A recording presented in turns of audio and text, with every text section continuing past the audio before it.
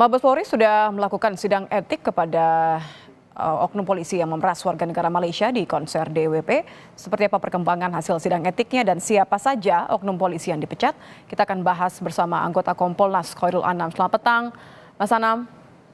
Selamat petang, Mbak. Apa kabar? Sehat selalu. Alhamdulillah baik sekali. Tanggal 1 memang ada kabar yang dinanti ya. Tapi saya ingin gali lebih jauh lagi.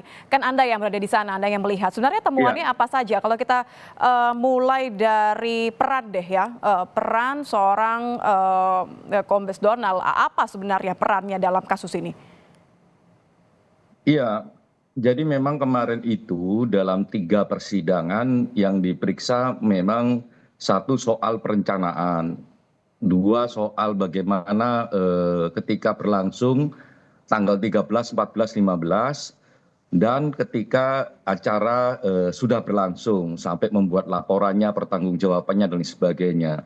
Nah itu semua yang diperiksa, termasuk juga struktur pertanggungjawaban, terus struktur bagaimana misalnya surat tugas, pelaporan dan sebagainya itu diperiksa semua, Mhm, termasuk yang diperiksa soal bagaimana ada dana, bagaimana siapa yang nyimpan, mhm. siapa yang apa namanya ngambil, dialirkan kemana itu kemarin cukup cukup komprehensif, apalagi ada terduga pelanggar ya, anggota yang terduga pelanggar juga membawa saksi yang meringankan.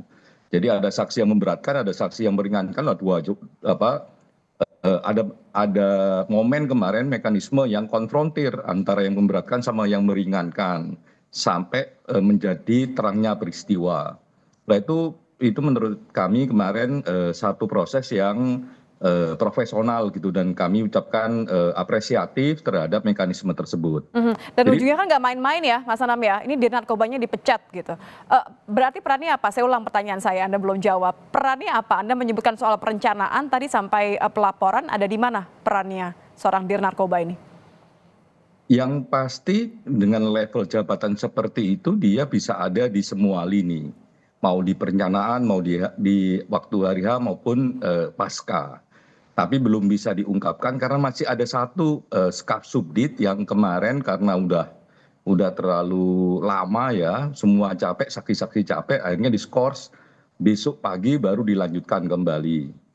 Takut kalau ini di apa namanya dibuka, jadi materinya akan kemana-mana.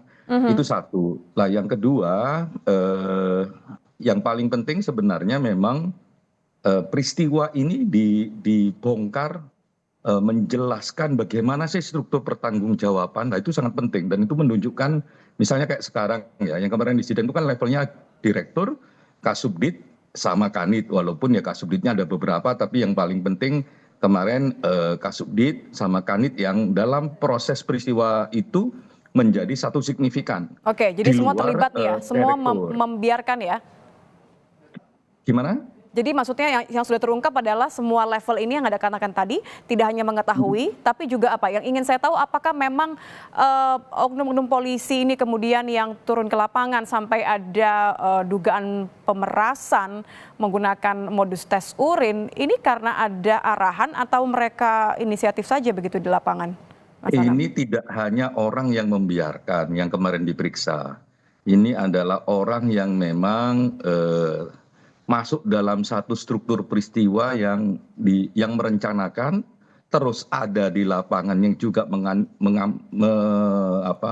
menjadi komandonya di lapangan, termasuk setelahnya yang juga berperan penting dalam konteks sirkulasi dana. Jadi kemarin itu signifikan sekali. Makanya karena masih ada satu orang yang sedang berproses, kita tidak bisa membuka sekarang, biar ini terang dulu ya, Mhm. semakin mendalam dan semakin jelas kita jadi peran masing-masing. Tapi sekali lagi ini bukan orang yang membiarkan peristiwa ini terjadi, tapi ditelisiknya adalah orang yang dalam konteks perencanaan dia di mana, apa tanggung jawabnya, dalam Oke. konteks pelaksanaan dia apakah dia yang komandonya ataukah tidak, Mhm. di konteks terakhirnya termasuk apakah dia yang juga Dan berapa lama ya? masuk dalam konteks dana dan sebagainya. Ya, dan berapa lama begitu? Baik, terima kasih Mas Anam. Khairul Anam, anggota Kompolnas sudah bergabung bersama kami di Kompas Petang. Selamat petang.